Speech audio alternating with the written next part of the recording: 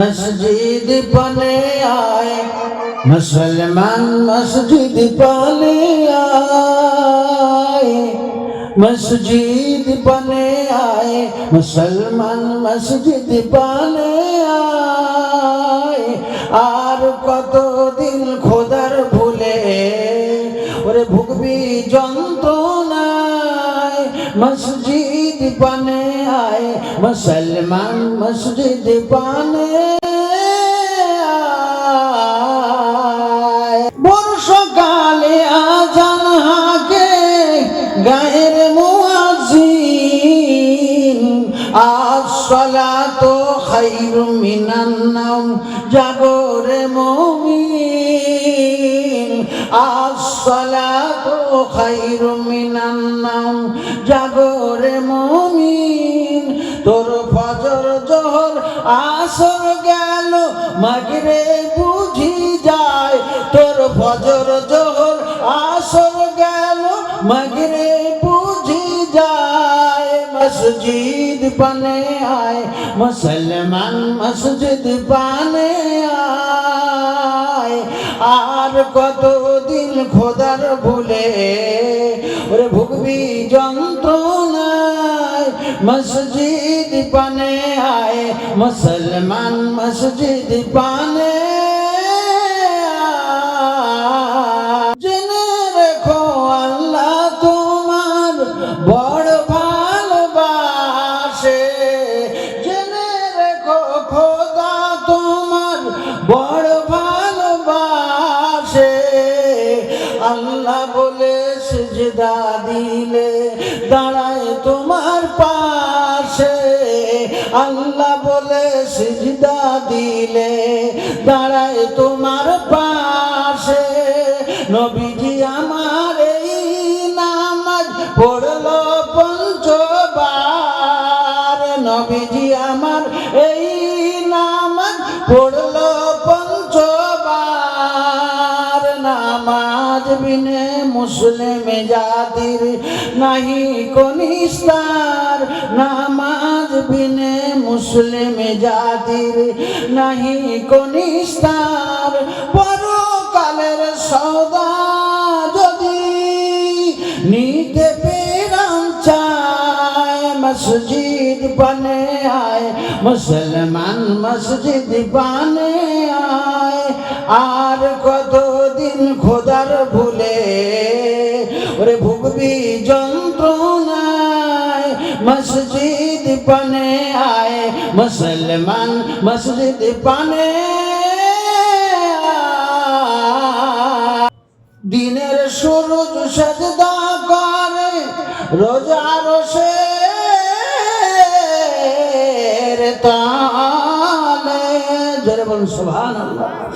দিনের সূরজ সাজদা করে রোজার শের তলে, জীবের সেরা মুসলিম তুমি গেলে রসাতলে, জীবের সেরা মুসলিম তুমি ভাই গেলে রসাতলে। মুসলিম নাম নিয়েছ দলিল তোমার নাই, নামাজ তোমার দলিল হবে বেহেশত দিবে ঠাই, নামাজ তোমার দলিল হবে জান্নাত দিবে ঠাই। সেই নামাজ ভাইরে এক জামাতে কর সবে আদায়। মসজিদ বনে আয় মুসলমান, মসজিদ বনে আয়। আর কতদিন খোদার ভুলে ওরে ভুগবি যন্ত্রণায়। মসজিদ বনে আয় মুসলমান, মসজিদ বনে আয়। বর্ষাকালে আজান হাঁকে গায়ের মুয়াজ্জিন, আসসালাতু খায়রুম মিনান নাওম, জাগরে মুমিন। তোর ফজর জোহর আসর গেল মাগরিব বুঝি যায়, তোর ফজর জোহর আসর গেল মাগরিব বুঝি যায়। মসজিদ বানে আয়, মুসলমান মসজিদ বানে আয়। আর কতদিন খোদার ভুলে ওরে ভুগবি যন্ত্রণায়, মসজিদ বানে আয়, মুসলমান মসজিদ বানে আয়। আল্লাহুম্মা সাল্লি আলা।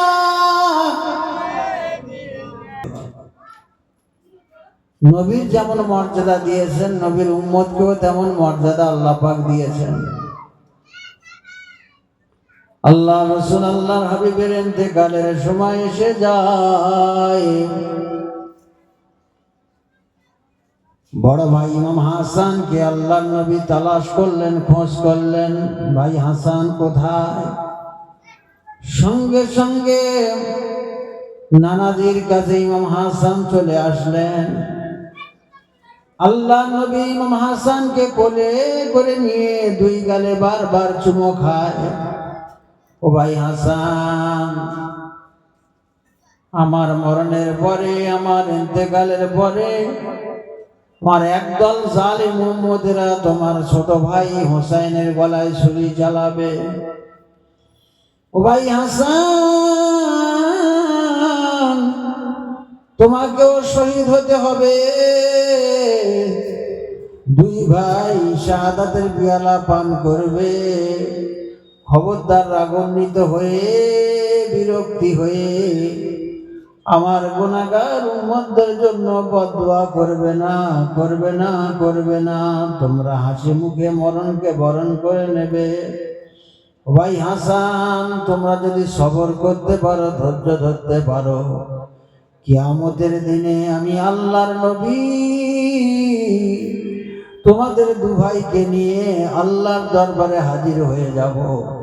আল্লাহর দরবারে গিয়ে বলবো, আল্লাহ আমার হাসান হোসেনকে তোমার রাস্তায় কোরবানি করে দিয়েছি, আমার হাসান হোসেনকে তোমার রাস্তায় লিলিয়াত করে দিয়েছি, এর বিনিময়ে আমি কি কিছু পাবো না? আল্লাহ পাক বলবেন, হাবিব আবেদন করুন, আপনার আবেদন কবুল করা হবে। আল্লাহ নবী বলবেন, আল্লাহ আমার হাসান হোসেনকে তোমার রাস্তায় কোরবানি করে দিয়েছি, আজ আমার হাসান হোসেনের ওসিলায় আমার গুনাহগার উম্মতদের আপনি মাফ করে দিন। উম্মতের মর্যাদা আল্লাহর নবী সাহাবীদের কাছে যাচ্ছেন, একদল সাহাবী কথাবার্তা বলছেন। এমন সময় দূর থেকে আল্লাহর নবী আসছেন।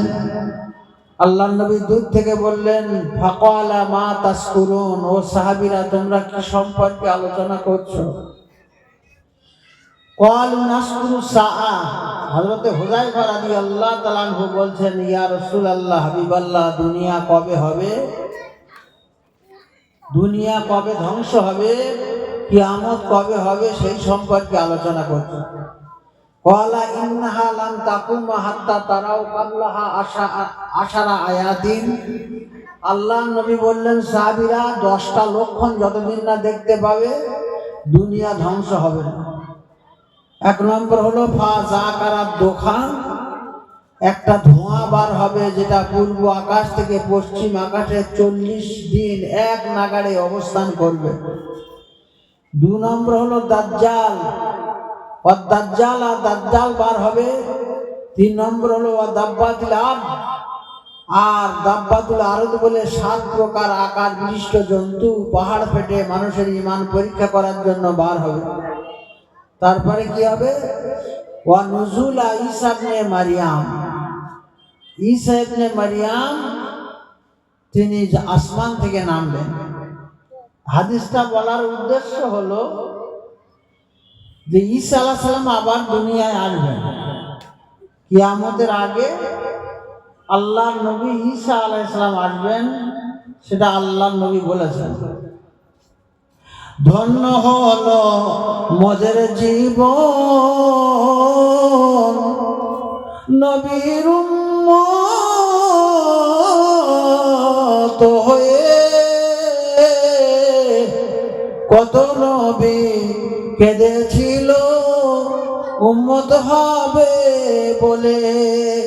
ঈসা নবীর দোয়া খোদা কবুল করে নিল, চতুর্থ আসমানে আল্লাহ কুদরতে তুলিল। সুবহানাল্লাহ। তাহলে এই ঈসা আলাইহিস সালাম আবার কিয়ামতের আগে আসবে। কোথায় আসবেন? দামেস্কের জমিনে যে মসজিদটা তৈরি হয়ে আছে, আল্লাহর ফেরেশতাদের সাহায্যে ওই মসজিদের ছাদে নামবেন। মুসলমানেরা মই দিয়ে সিঁড়ি দিয়ে সেই ছাদ থেকে ঈসা রুহুল্লাহকে নামাবেন। হযরত ঈসা রুহুল্লাহ যখন দুনিয়ায় আসবেন, লক্ষ লক্ষ লোক, হাজার হাজার লোক, শুধু মানুষ আর মানুষ দেখতে পাবে। ঈসা আসলামকে দেখার জন্য সব একত্রিত হবে। ওই মানুষদের ভিতরে একটা লোককে একটা আলাদাভাবে দেখা যাবে, তার সেকেন্ড সুরাতটা একটু আলাদা, সারা শরীর থেকে যেন নূর চমকাচ্ছে। এত সুন্দর একটা নূরানি চেহারা বিশিষ্ট মানুষকে তিনি দেখতে পাবেন। তিনি পরে জানতে পারবেন ওই মানুষটার অন্য কেউ নন, উনি হচ্ছেন হযরত ইমাম মেহেদী আলাইহিস সালাতু ওয়াস সালাম। যেরকম সুবহানাল্লাহ। সালাম কালাম হবে, মুসাফা মুআনাকা হবে, কথাবার্তা অনেক হবে। এমন সময় দামেস্কের ওই বিখ্যাত মসজিদে আজান হয়ে যাবে, আশহাদু আন্না মুহাম্মাদার রাসূলুল্লাহ।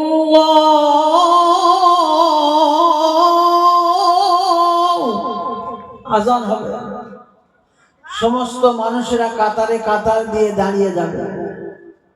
সমস্ত মুসলমানের তরফ থেকে হযরত ইমাম মেহেদী আলাইহিস সালাম বলবেন, ওগো আল্লাহর নবী, আমাদের বড় খুশ নসিব, আমাদের কপাল ভালো, আমাদের মাঝে আল্লাহ পাক আপনাকে পাঠিয়েছেন। ক্বালা সাল্লি লানা, হে ঈসা রুহুল্লাহ আসেন, আপনি নামাজটা পড়িয়ে দেন। কেউ কেউ বলেছেন ওই টাইমটা আসরের ওয়াক্ত হবে। হে ঈসা, আল্লাহর নবী আসেন, আপনি নামাজটা পড়েন। ফাকালা লা, ঈসা নবী বলবেন না, আমি পড়াতে পারবো না, আমি ইমামতি করতে পারবো না। কারণ ইন্না বাদুকুম আলা বাদিন উমারা, আপনারা হচ্ছেন একজন আর একজনের ইমাম। আল্লাহ পাক একজন আরেকজন ইমাম করে পাঠিয়েছে। জোরে বলুন সুবহানাল্লাহ। আমি পড়াতে পারবো না, কারণ আমি তো ধার করা উম্মত। আমি বলেছিলাম আল্লাহ আখিরি জামানার নবীর উম্মত করে আমাকে পাঠায়, আল্লাহ কবুল করেছেন। তাহলে আমি হচ্ছে ধার করা উম্মত, আর আপনারা হচ্ছেন টাটকা উম্মত। তাকরিমাতাল্লাহি হাযিহিল উম্মাহ, আল্লাহ পাক উম্মতে মুহাম্মাদীকে সবচাইতে বেশি মর্যাদা দিয়েছেন। জোরে বলুন সুবহানাল্লাহ। সুতরাং আমি পড়াতে পারবো না, হে ইমাম মেহেদী আপনি পড়ান। ইমাম মেহেদী আলাইহিস সালাম নামাজ পড়াবেন। তাহলে নবীর যেমন মর্যাদা, নবীর উম্মতদের তেমন মর্যাদা আছে। কত সম্মান! নবীর মর্যাদা যেমন আমরা মর্যাদা রাখতে পারছি কিনা। নবীর আলোচনা শুনবো, নবীর কথাবার্তা শুনবো, জীবন ইতিহাস শুনবো, সবকিছু শুনবো, ভালো লাগবে, কিন্তু নবীর হুকুমগুলো আমরা পালন করবো না। বেহরাম তো আমাদের ওখানে। আল্লাহ নবী দোয়া করতেন প্রায় সময়, আল্লাহুম্মা আহইনি মিসকিনাও ওয়া আমিতনি মিসকিনাও ওয়া হাশুরনি ফি জুমরাতিল মাসাকিন। আল্লাহ নবী প্রায় সময় দোয়া করতেন, আল্লাহ আমাকে গরিব অবস্থায় বাঁচিয়ে রাখো, ওয়ামিতনি মিসকিনাও, আর গরিব অবস্থায় যেন মরতে পারি, দুনিয়া ছাড়তে পারি। ওয়াহশুরনি ফি জুমরাতিল মাসাকিন, হাসরের ময়দানে কোটি কোটি মানুষের ভিতরে আল্লাহ গরিবদের মাঝখান থেকে আমাকে ওঠাবেন। একবার আস্তে করে বলা যাবে সুবহানাল্লাহ। তাহলে নবী দোয়া করতেন, আল্লাহ আমাকে গরিব অবস্থায় বাঁচিয়ে রাখো। সেই নবীর টাটকা উম্মতের বাচ্চারা আমরা দোয়া করি, আল্লাহ আমাকে বানাও ধনী, গাড়ি বাড়ি সোনা দাও, হিরে পান্না চুনি, আল্লাহ সিন্ধুক ভরে টাকা দাও, সারা জনম গুনি, হলার ভরে খেতে দাও পোলাও বিরিয়ানি, ধনে জনে আয়েশারাম চাকর চাকরানি, আল্লাহ সংসারে সুখ ভরে দিয়া করো মেহেরবানি, গোলা ভর্তি ধান দাও আর ফসল ভর্তি জমি, পুকুর ভরে মাছ দিয়ে ভরাও কলজে খানি, ওগো খোদা কবুল করো মোদের দোয়া খানি। আল্লাহর রহমত বর্ষণ হবে কিভাবে?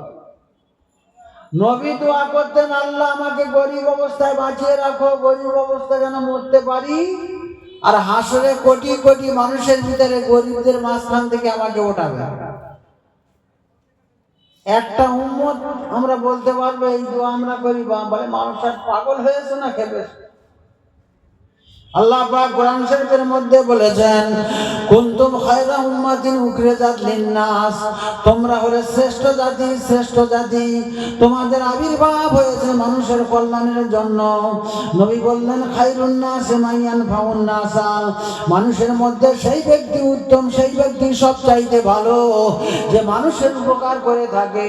তাই বলি ভাইরে, বড় উপকার করো সবে, তবেই আল্লাহর রহমত বর্ষণ হবে।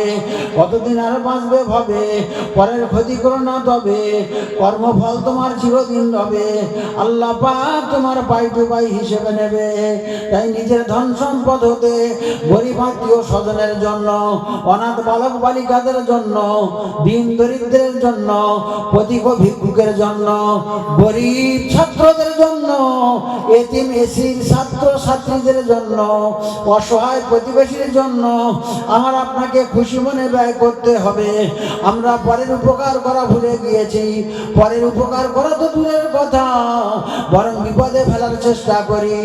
গরিবের দুঃখ দেখে মুসলমানের বাচ্চারা দাঁতের গোড়ায় গোড়ায় হাসি, নিজের ধন সম্পদ কুক্ষিগত করে রাখতে চাই, এমনকি গরিব আত্মীয় স্বজনের পর্যন্ত পরিচয় দিতে লজ্জা লাগে।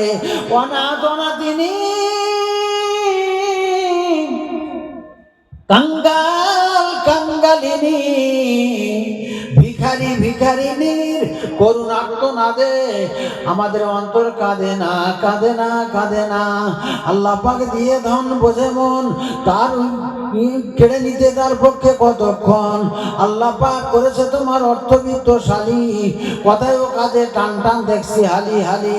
ওরে হতভাগা, কদিনের ধনী হলি, অর্থের লোভে তুই সব ভুলে গেলি, চিন্তা করে দেখলি নাই ধন কোথায় পেলি, জাকাত ফিতরায় ওরে কেন কৃপণ হলি, চলে সরে খাবে তোমার টাকা পয়সা গুলি, দুদিন পরে উঠতে পারে ঘাড়ে ভিক্ষার ঝুলি। কথা ভুল বলছি? মুসলমান মুসলমানের জায়গায় নাই, বেঈমানদের কাতারে দাঁড়িয়েছি ভাই। সভ্য সমাজের নেই তো কোনো ঠাঁই, এরা না ইল্লাল্লাহি না উল্লাল্লাহি, এই ধরনের জগা খিচড়ি মার্কা মুসলমান আমরা হয়ে পড়েছি। আল্লাহ পাক সূরা নিসার 36 নম্বর আয়াতের মধ্যে বলেছেন, ওয়াল জারিজিল কুরবা ওয়াল জারিল জুনুবি ওয়াস সাহিবি বিল জামবে, নিকট প্রতিবেশী দূর প্রতিবেশী আর সঙ্গী সাথীদের সাথে তোমরা সব সময়ের জন্য সৎ ব্যবহার করবে।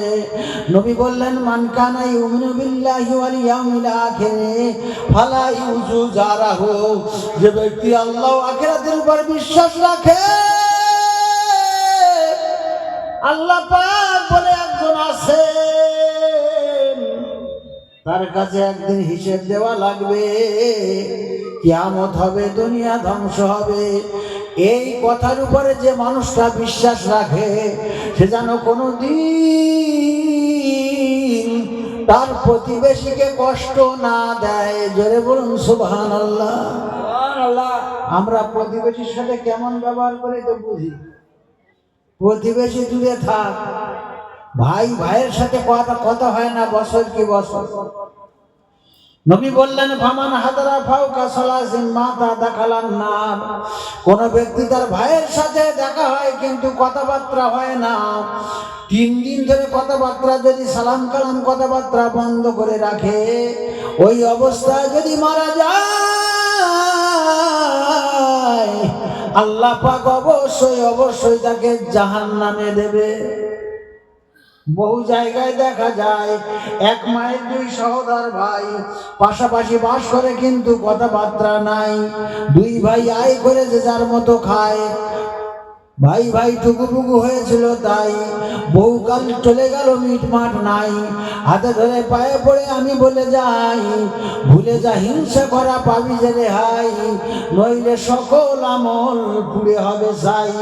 আদার কাঁচকলা মেলে কোনো দিন সে কোকিলের রব শুনে কাজ জলে হিংসে, তেলে দেওয়া বেগুনে ঝগড়া তো আর দেখুনে, স্যাঁক স্যাঁক করে যেন খেতে আসে এখুনি।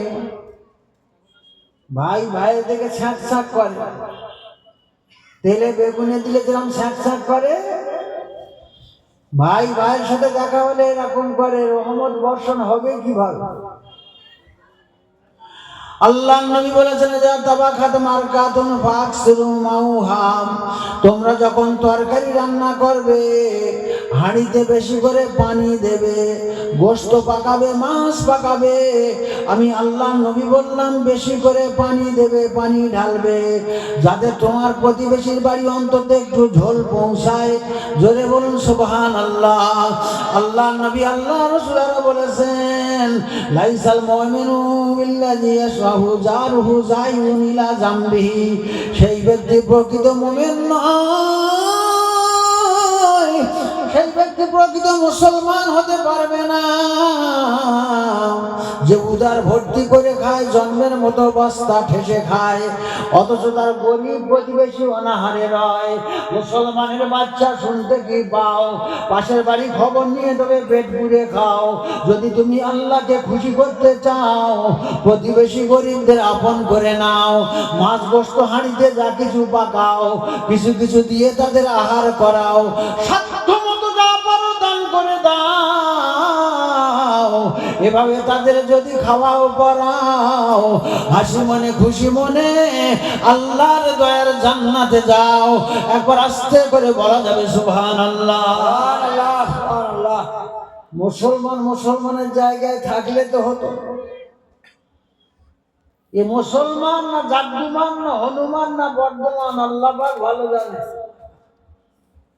জলসা দেব, জলসা শুনবো, সব কিছু করবো, কিন্তু নবীর হাদিস মানবো না, ও জায়গায় যাওয়া যাবে।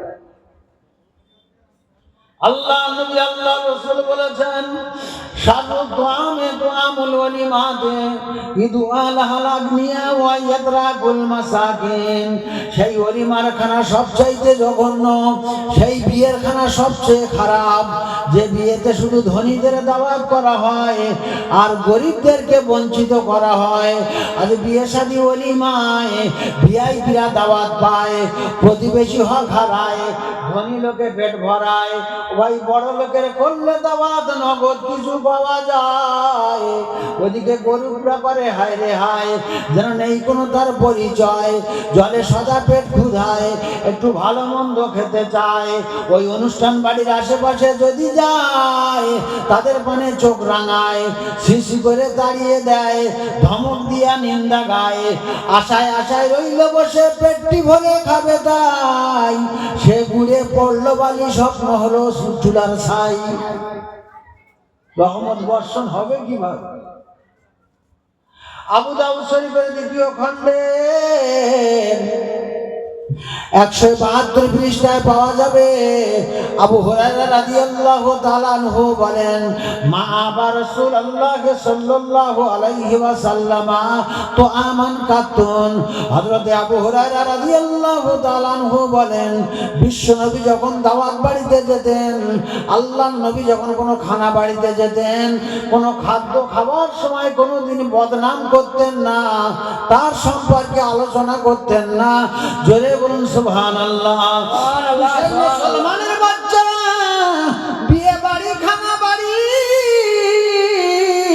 যেথায় দাওয়াত পাবে কিছু হতভাগা দেখবেন তার বদনাম গাবে, নুন ঝাল বেশি হলে চোখ রাঙাবে, বাড়িওয়ালার চোখে এরা পানি ঝরাবে, সবার সামনে এরা কাঁসা খুলে দেবে, বেহায়া বেশরমেরা আবার সেই খানা খাবে, আরো দাও বলে শাসড়ার মতো যাবে।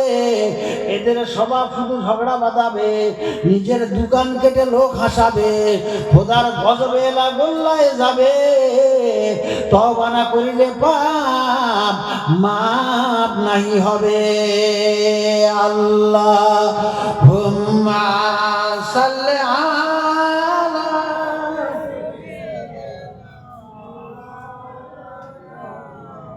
ওয়া আলা আলি সাইয়্যিদিনা।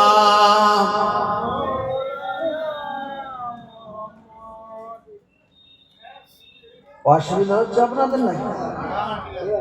আল্লাহর নবী বললেন ইন্না মিন শাররিন নাস ইনদাল্লাহি ইয়াউমাল কিয়ামাতি জালওয়াজহাইন, কিয়ামতের দিনে সেই ব্যক্তি সবচাইতে নিকৃষ্ট বলে গণ্য হবে, সবচাইতে খারাপ বলে বিবেচিত হবে যে ব্যক্তিটা হবে দুমুখ।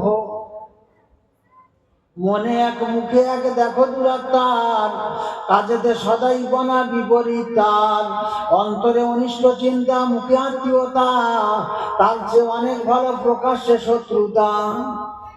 সামনে সালাম আলাইকুম, পিছনের চিন্তা ভাবনা অন্যরকম, এর চাইতে সামনাসামনি ক্ষতি করা অনেক ভালো।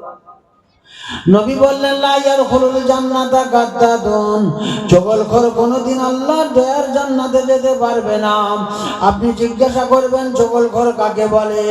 আমার সমাজে কিছু হতভাগা মুসলমানের বাচ্চা মুসলমান আছে, দেখবেন এরা চায়ের দোকানে বসে চা খায়, ঠ্যাঙের উপরে ঠ্যাং দিয়ে মহা আনন্দে ঠ্যাং নাচায়, তামাম বিশ্বের কেচ্ছা গায়, কোথায় কি ঘটেছে এরা মরে চিন্তায়, ওর ভিতরে কারো কারো বড় শয়তানে পায়, মজার আসরে বসে বন নিন্দায়, এরা ধর্ম কর্মকে জলাঞ্জলি দেয়, আবার বড় বড় ফতোয়া ফারাজের বুলি আওড়ায়, এদের ফতোয়া শুনে বড় বড় মুক্তিরা পর্যন্ত হার মেনে যায়। আবার হতভাগারা বলে কি বলে, আমরা মানি না তা কি এসে যায়, আমাদের ঈমান ঠিক আছে শুধু করার অপেক্ষায়। কত বড় শুকনো মুনাফিক চিন্তা করেছে। এরা বলে নামাজ পড়তে হয়, রোজা রাখতে হয়, জলসা শুনতে হয়, সব কিছু জানি মানি, শুধু আমরা পালন করি না, আমাদের ঈমান ঠিক আছে। আল্লাহ পাক কোরআন শরীফের মধ্যে বলেছেন ইন্নাল মুনাফিকিনা ফিদ-দারকিল আসফালি মিনান নার, মুনাফিক যারা হবে জাহান্নামের সর্বনিম্ন স্তরে জ্বলন্ত আগুনের মধ্যে তাদের ঠাঁই হবে। বিশ্বনবী মুহাম্মদুর রাসূলুল্লাহ সাল্লাল্লাহু আলাইহি ওয়াসাল্লাম বললেন আরবাউন মান কুন্না ফিহি কানা মুনাফিকান, মুনাফিকের খসলত হলো চারটে, এই চারটে খসলত যার ভিতরে পাওয়া যাবে সে হবে ফার্স্ট ক্লাস মুনাফিক। এক নম্বর হলো ইজা হাদাসা কাযাবা, সে যখন কথা বলে কথায় কথায় মিথ্যে কথা বলবে। ওয়াইজা ওয়াদা আখলাফা, দু নম্বর হলো সে যখন ওয়াদা করে পরবর্তীতে সেই ওয়াদা খিলাফ করবে। তিন নম্বর হলো ওয়াইজা খাসামা ফাজারাম, কারোর সাথে যখন কোনো ঝগড়াঝাটি করে, কেউ যখন ঝগড়া করে বিশ্রীভাবে গালিগালাজ করবে, কাঁচা খিস্তি দেবে। চার নম্বর মুনাফিকের লক্ষণ হলো ওয়াইজা আহাদা গাদারা, কারোর সাথে চুক্তি করে পরবর্তীতে সেই চুক্তি মেনে নিতে দ্বিধাদ্বন্দ্ব ভোগ করে। 4 নম্বর মুনাফিকের লক্ষণ মানে বুঝতে পারেন। সলিমউদ্দিন ভাই সমস্যায় পড়েছে, গ্রামের নেতা মাতব্বরদের খবর দিয়েছে আমার বিচার করে দাও। নেতা নাকিরা বিচার করে দিল, সলিমউদ্দিন ঘাড় নেড়ে বিচার মেনে নিল। সকালবেলা ওই সলিমউদ্দিন রাস্তায় যার সাথে দেখা হয় বলে মাথা খারাপ নাকি, ওই বিচার মানা যায়? এ চারটে খসলত যার ভিতরে পাওয়া যাবে সে হবে ফার্স্ট ক্লাস মুনাফিক, আর মুনাফিকদের স্থান হবে জাহান্নামের সর্বনিম্ন স্তরে। আল্লাহ পাক জানিয়েছেন ইন্নাল মুনাফিকিনা ফি দারকিল আসফালি মিনান নার। মুনাফিকরা জাহান্নামের সর্বনিম্ন স্তরে জ্বলন্ত আগুনের মধ্যে ঠাঁই হবে। আল্লাহ নবী সাহাবীদের সামনে ওয়াজ করছিলেন, এমন সময় একটা বিকট শব্দ ভেসে আসে। আল্লাহ রাসূলের সাহাবীরা এদিকে তাকান ওদিকে তাকান, শব্দটা কিসের শব্দ কেউ বলতে পারে না। আল্লাহ নবী বলেছিলেন, সাহাবীরা শব্দটা কিসের শব্দ তোমরা বলতে পারবে না, আমি বলছি শোনো। আজ থেকে 70 বছর আগে আল্লাহ পাকের হুকুমে জাহান্নামের মুখ থেকে একটা বড় পাথর ছেড়ে দেওয়া হয়েছিল। ওই পাথরটা জাহান্নামের তলায় যেতে যেতে আজ 70 বছর অতিক্রান্ত হয়ে গেছে, 70 বছর পার হয়ে গেছে। 70 বছর পরে পাথরটা জাহান্নামের তলায় পৌঁছে গেছে। ও সাহাবীরা, ওই পাথর পড়ার শব্দ তোমরা শুনতে পেয়েছো? বেগুনটা মনে করেছেন নাকি? একটা পাথর জাহান্নামের তলায় যেতে 70 বছর সময় লেগেছে। যারা মুনাফিক হবে জাহান্নামের শত নিচে তাদের ঠাঁই হবে। আল্লাহ নবী সাহাবা হযরত আব্দুল্লাহ ইবনে আব্বাস রাদিয়াল্লাহু তাআলা আনহু বলেন, এক সময় আল্লাহর নবী মুহাম্মদ রাসূলুল্লাহ সাল্লাল্লাহু আলাইহি ওয়াসাল্লাম সাহাবা হুজুরদের নিয়ে দুই পুরানো কবরের পাশ দিয়ে যাচ্ছিলেন।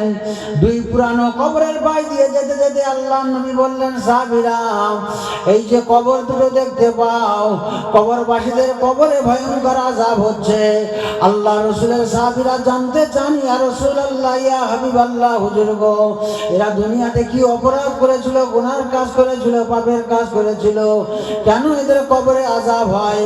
আল্লাহ নবী বললেন, আম্মা হাদহুমা ফাকানা লা ইস্তাতিরু মিনাল বাউলে, এদের একজনের কবরে আযাবের জন্য হচ্ছে এ হতভাগা পেশাবকালে পর্দা করতো না, পেশাব থেকে পবিত্র থাকতো না, যার জন্য এর কবরে আযাব হচ্ছে।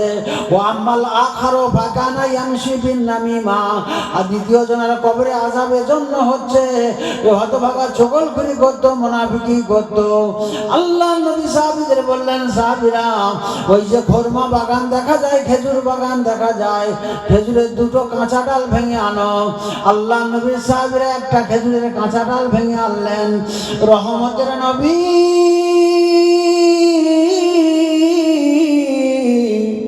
ওই খেজুরের কাঁচা ডালটাকে মাঝখান থেকে ভাগ করে দুই ভাগে ভাগ করে দুই কবরে গেড়ে দিলেন, পুঁতে দিলেন।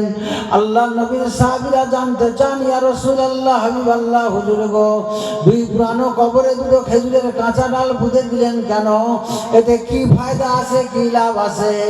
আল্লাহ নবী বলেছিলেন, সাহাবীরা, দুই পুরানো কবরে দুটো খেজুরের কাঁচা ডাল এজন্য পুঁতে দিয়েছি, এদের কবরে ডাল দুটো যতদিন পর্যন্ত টাটকা থাকবে, এদের কবরে ডাল দুটো যতদিন পর্যন্ত কাঁচা থাকবে, ততদিন পর্যন্ত এদের কবরে আযাবকে হালকা করা হবে।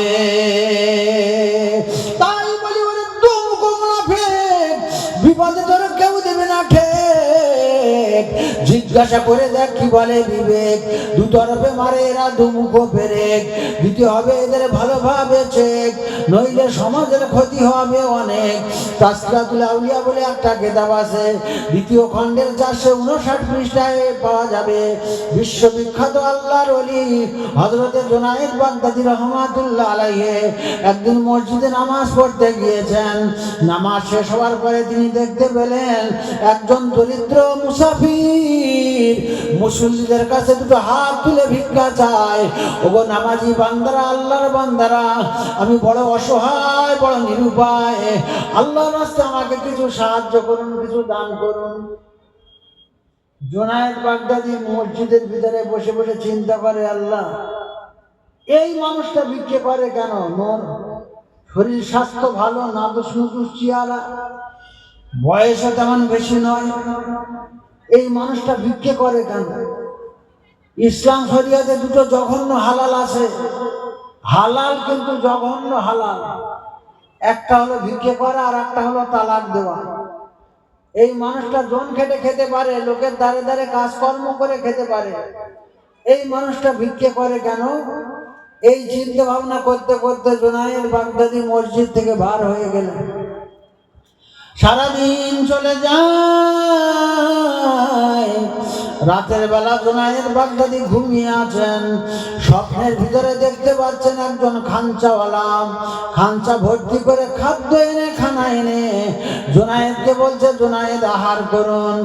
আল্লাহর ওলি জুনায়েদ বাগদাদি ওই খাঞ্চা খুলে দেখলেন তার ভিতরে কোনো খাদ্য নাই, খাবার নাই। যে মানুষটা মসজিদের ভিতরে ভিক্ষা করছিল ওই মানুষটার মরা লাশ ওই খাঞ্চার ভিতরে রাখা আছে। জুনায়েদ বাগদাদি বলছে, আমি মরা মানুষ খাবো না। এ খাঞ্চাওয়ালা, তুমি কি জানো না মানুষের গোশত খাওয়া হারাম? খাঞ্চাওয়ালা বলছে, জুনায়েদ আমিও জানি, তুমিও জানো মানুষের গোশত খাওয়া হারাম, কিন্তু এই মানুষটার গোশত তুমি মসজিদের ভিতরে খাচ্ছিলে কেন? জুনায়েদ বাগদাদি বুঝতে পেরেছেন গীবত গিল্লা করার জন্য আমার এই অবস্থা হয়েছে, ওই লোকের পিছনে আমি গীবত করেছিলাম।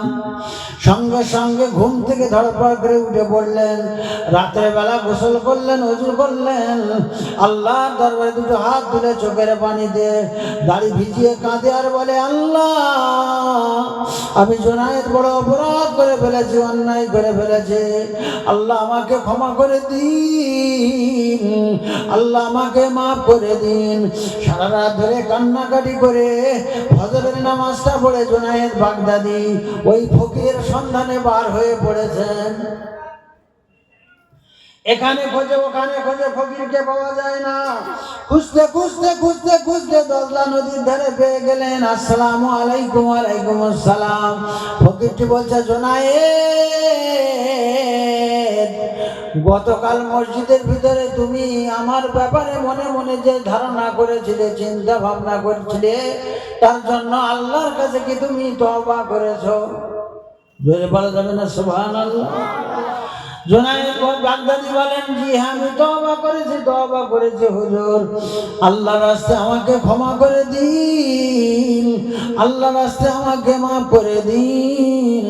আমি আপনাকে চিনতে পারিনি, বুঝতে পারিনি, আপনার সম্পর্কে বড় বড় কথা আমি বলেছিলাম, খারাপ মন্তব্য করেছিলাম।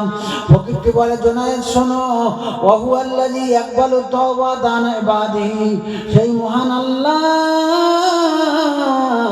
যিনি স্বীয় বান্দার তওবাকে কবুল করে থাকেন। সাবধান হয়ে যাও, সতর্ক হয়ে যাও গীবত করার জন্য, গীবত করা থেকে নিজেকে হেফাজত করবে। জোরে বলুন সুবহানাল্লাহ। আজ পরনিন্দায় পরচর্চায় মত্ত মুসলমান, জগৎ ঘুরে ছলচাতুরিতে চলছে অভিযান। এরা জবানটাকে ইমানটাকে করিল খান খান, নিজের পাপের পাহাড় নিয়ে বেড়ায় অবিরাম। এরা পরের দোষের বিচার করে, নেই গো কাণ্ড জ্ঞান। দুরূদ শরীফ আল্লাহুম্মা সাল্লি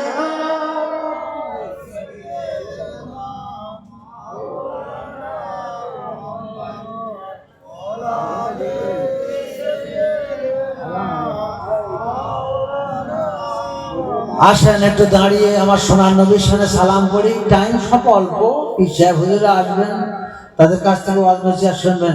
আসেন একটু সালাম করি। ইয়া নবী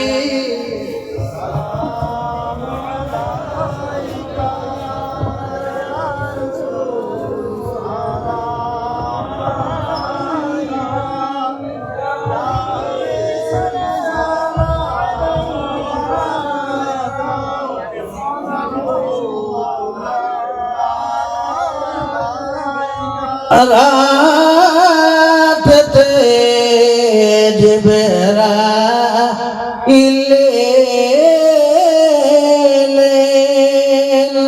হিজরাতের কথা বলিলেন, সেই আদেশে নবীজি বেরিয়ে যায়। এমন নবী পাবে কে কোথায়? নবী সালাম ইয়া রাসূল সালাম।